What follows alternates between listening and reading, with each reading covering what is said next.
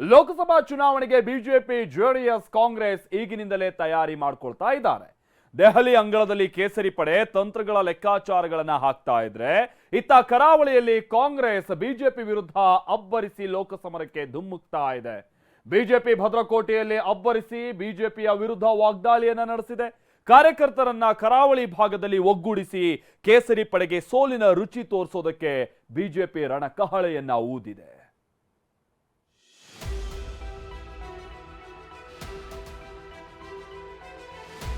Petrol diesel ಬೆಲೆ ಏನಾಗಿದೆ, gas ಬೆಲೆ ಏನಾಗಿದೆ, ಗೊಬ್ಬರದ ಬೆಲೆ ಏನಾಗಿದೆ, ಆಹಾರ ಪದಾರ್ಥಗಳ ಬೆಲೆ ಏನಾಗಿದೆ, ಅಚ್ಚೇ ದಿನ ಆಯಂಗೆ ಅಂತ ಹೇಳಿದ್ರು. ನಿಮಗೆ ಅಚ್ಚೇ ದಿನ ಬಂತ? ಪ್ರಧಾನಮಂತ್ರಿಗಳು ಕೋಮುವಾದವನ್ನ ಹೇಳೋದು ಬಿಟ್ರೆ, ಧರ್ಮಗಳ ನಡುವೆ ಬೆಂಕಿ ಹಚ್ಚತಕ್ಕಂಥದನ್ನು ಬಿಟ್ರೆ, ಜಾತಿಗಳ ನಡುವೆ ಬೆಂಕಿ ಎತ್ತಕ್ಕಂಥದ್ದನ್ನು ಬಿಟ್ರೆ, ಭಾವನಾತ್ಮಕವಾದಂತ ವಿಚಾರಗಳನ್ನ ಜನರ ಮುಂದೆ ಇಟ್ಟು, ಧಾರ್ಮಿಕ ವಿಚಾರಗಳನ್ನ ಜನರ ಮುಂದೆ ಇಟ್ಟು ಅವರು ಇವತ್ತು ಅಧಿಕಾರವನ್ನ 10 ವರ್ಷಗಳಿಂದ ಕೇಂದ್ರದಲ್ಲಿ ನಡೆಸ್ತಾ ಇದ್ದಾರೆ. ಇಲ್ಲ, ಈ ದೇಶದ ಪ್ರಧಾನಮಂತ್ರಿ ಹೆಂಗ ಸುಳ್ಳಾಡ್ತಾನೆ. ಶಕ್ತಿ ಯೋಜನೆ ಘೋಷಿಸಿದ ನೆಲದಲ್ಲಿ ಕಾಂಗ್ರೆಸ್ ಶಕ್ತಿ ಪ್ರದರ್ಶನ. ಬಿಜೆಪಿಯ ಭದ್ರಕೋಟೆಯಲ್ಲಿ ನಿಂತು ಎದುರಾಳಿಗಳ ವಿರುದ್ಧ ವಾಗ್ಬಾಣ. ಅತ್ತ ದೆಹಲಿಯಲ್ಲಿ ಕೂತು 400 ಕ್ಷೇತ್ರ ಗೆಲ್ಲೋಕೆ ಬಿಜೆಪಿ ರಣತಂತ್ರ ರೂಪಿಸಿದ್ರೆ, ಇತ ಬಿಜೆಪಿ ಕೋಟೆ ಕರಾವಳಿಯಲ್ಲಿ ಕಾಂಗ್ರೆಸ್ ನಾಯಕರು ಅಬ್ಬರಿಸಿದ್ರು. ರಾಜ್ಯದಲ್ಲಿ 20 ಸ್ಥಾನ ಗೆಲ್ಲೋಕೆ ರಣಕಹಳೆ ಊದಿದ್ರು. ಮಂಗಳೂರು, ಉಡುಪಿ ನಮ್ಮ ಸ್ನೇಹಿತಗಳು, ಆತ್ಮವಿಶ್ವಾಸ ಕಳ್ಕೋಬೇಡಿ. ಬಿಜೆಪಿ ಭದ್ರಕೋಟೆ ಕರಾವಳಿಯಲ್ಲಿ ಕಾಂಗ್ರೆಸ್ ಘರ್ಜನೆ. ಲೋಕಸಭೆ ಅಖಾಡ ಗೆಲ್ಲಲು ಕೈ ನಾಯಕರ ರಣಕಹಳೆ.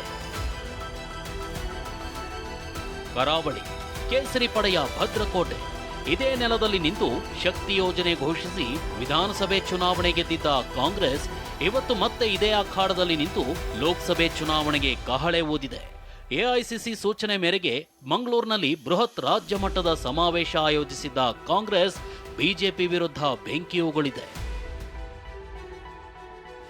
ಮಂಗಳೂರಿನ ಅಡ್ಯಾರ್ ಸಹ್ಯಾದ್ರಿ ಕಾಲೇಜು ಮೈದಾನದಲ್ಲಿ ನಡೆದ ಸಮಾವೇಶದಲ್ಲಿ ಎಐಸಿಸಿ ಅಧ್ಯಕ್ಷ ಮಲ್ಲಿಕಾರ್ಜುನ ಖರ್ಗೆ, ಸಿಎಂ ಸಿದ್ದರಾಮಯ್ಯ, ಕೆಪಿಸಿಸಿ ಅಧ್ಯಕ್ಷ ಡಿಕೆ ಶಿವಕುಮಾರ್ ಸೇರಿ ಘಟಾನುಘಟಿ ನಾಯಕರು ಭಾಗಿಯಾಗಿದ್ರು. ಸಮಾವೇಶದಲ್ಲಿ ಮಾತನಾಡಿದ ಸಿಎಂ ಸಿದ್ದರಾಮಯ್ಯ ಮಾತಿನುದ್ದಕ್ಕೂ ಬಿಜೆಪಿ ಮೇಲೆ ಮುಗಿಬಿದ್ರು. ಅಚ್ಚೇ ದಿನ ಆಯಂಗೆ ಅಂತ ಹೇಳಿದ್ರು. ನಾನು ಕೇಳ್ತೀನಿ, ನಿಮಗೆ ಅಚ್ಚೇ ದಿನ ಬಂತ? ಒಳ್ಳೆ ದಿನ ಬಂದಿದೆಯಾ? ಪೆಟ್ರೋಲ್ ಡೀಸೆಲ್ ಬೆಲೆ ಏನಾಗಿದೆ, ಗ್ಯಾಸ್ ಬೆಲೆ ಏನಾಗಿದೆ, ಗೊಬ್ಬರದ ಬೆಲೆ ಏನಾಗಿದೆ, ಆಹಾರ ಪದಾರ್ಥಗಳ ಬೆಲೆ ಏನಾಗಿದೆ, ಇದನ್ನ ಒಮ್ಮೆ ನೀವು ಯೋಚನೆ ಮಾಡಿ ನೋಡಿ. ನರೇಂದ್ರ ಮೋದಿಜಿ, ಯಾಕ್ರಿ ಇಷ್ಟೊಂದು ಸುಳ್ಳು ಹೇಳ್ತೀರಿ ನೀವು? ಈ ದೇಶದ ಪ್ರಧಾನಮಂತ್ರಿಗೆ ಯಾಕ್ರಿ ಸುಳ್ಳು ಹೇಳ್ತೀರಿ? ಇವತ್ತು ನಮ್ಮ ಗ್ಯಾರಂಟಿ ಪದ ಇದೆಯಲ್ಲ, ಗ್ಯಾರಂಟಿ ಅನ್ನೋ ಪದ ಇದೆಯಲ್ಲ, ಅದನ್ನು ಕದ್ಬಿಟ್ಟಿದ್ದಾರೆ. ಕದ್ಬಿಟ್ಟು ಈಗ ಮೋದಿ ಗ್ಯಾರಂಟಿ ಅಲ್ಲಪ್ಪ, ಗ್ಯಾರಂಟಿಗಳನ್ನ ಜಾರಿ ಮಾಡಕ್ಕಾಗಲ್ಲ ಅಂತ ಹೇಳಿದ್ರಲ್ರಿ ನರೇಂದ್ರ ಮೋದಿಜಿ. ಈಗ ಮೋದಿ ಗ್ಯಾರಂಟಿ, ಅದು ಬಿಜೆಪಿ ಗ್ಯಾರಂಟಿ ಅಲ್ಲ, ಮೋದಿ ಗ್ಯಾರಂಟಿ. ಈ ಮೋದಿಯವರು ಕೊಟ್ಟ ಮಾತಿನಂತೆ ನಡ್ಕೊಳ್ತಕ್ಕಂಥವ್ರಲ್ಲ. ಬಹುಶಃ ನನ್ನ ರಾಜಕೀಯ ಜೀವನದಲ್ಲಿ ಮೋದಿಯಷ್ಟು ಸುಳ್ಳು ಹೇಳದಂತ ಪ್ರಧಾನಮಂತ್ರಿ ಸ್ವತಂತ್ರ ಭಾರತದಲ್ಲಿ ಯಾರೂ ಕೂಡ ಬಂದಿರಲಿಲ್ಲ ಅಂತಕ್ಕಂಥದ್ದನ್ನು ಅರ್ಥ ಮಾಡ್ಕೋಬೇಕಾಗ್ತದೆ. ಸಮಾವೇಶದಲ್ಲಿ ಮಾತನಾಡಿದ ಡಿಕೆ 20 ಸ್ಥಾನ ಗೆಲ್ತೀವಿ ಅಂದ್ರು. ಇನ್ನು ಮೋದಿ ಅಂದ್ರೆ ಹೊಟ್ಟೆ ತುಂಬುತ್ತಾ ಅಂತ ಮಲ್ಲಿಕಾರ್ಜುನ ಖರ್ಗೆ ಬಿಜೆಪಿ ವಿರುದ್ಧ ವಾಗ್ದಾಳಿ ನಡೆಸಿದ್ರು. ಮಂಗಳೂರು, ಉಡುಪಿ ನಮ್ಮ ಸ್ನೇಹಿತಗಳು, ಆತ್ಮವಿಶ್ವಾಸ ಕಳ್ಕೋಬೇಡಿ. ರಾಜಕಾರಣದಲ್ಲಿ ಏನು ಶಾಶ್ವತ ಇಲ್ಲ. 2 ಸೀಟ್ ಗೆದ್ದಿದ್ದೀವಿ, ನಾವು ಗೆಲ್ಲೋಕೆ ಆಗುದಿಲ್ಲ ಅಂತ ತಿಳ್ಕೊಳಕ್ ಹೋಗ್ಬೇಡಿ. ನನಗೆ ವಿಶ್ವಾಸ ಇದೆ, 20 ಸೀಟಾರು ಕಾಂಗ್ರೆಸ್ ಪಕ್ಷ ಈ ರಾಜ್ಯದಲ್ಲಿ ಕಾಂಗ್ರೆಸ್ ಬಂದೇ ಬರ್ತದೆ. ಈ ಕೇಂದ್ರದಲ್ಲಿ ಮತ್ತೆ ಒಂದು ನಮ್ಮ ಇಂಡಿಯಾ ಕೂಟ ರಾಷ್ಟ್ರೀಯ ಮಾಡ್ತದೆ ಅಂತ ಆತ್ಮವಿಶ್ವಾಸ ಇವತ್ತು ಇದೆ. ಮೋದಿ ಜಮೀನ್ ಕೊಟ್ಟವ್ರು ಯಾರು? ಕಾಂಗ್ರೆಸ್ನವರು. ಮೋದಿ ಫುಡ್ ಸೆಕ್ಯೂರಿಟಿ ಆಕ್ಟ್ ತಂದಿದ್ದ? ಇಲ್ಲ. ಈ ದೇಶದ ಪ್ರಧಾನಮಂತ್ರಿ ಹೆಂಗ್ ಸುಳ್ಳಾಡ್ತಾನ? ನಾವಂತೂ ಯಾವತ್ತು ಏನ್ ನುಡಿದಿದ್ದೇವೆ ಅದರಂಗೆ ನಡೆದಿದ್ದೇವೆ. ಖರ್ಗೆ ಸಿಎಂ ಸಿದ್ದರಾಮಯ್ಯ ಕಾರಿಗೆ ಮುತ್ತಿಗೆ ಯತ್ನ.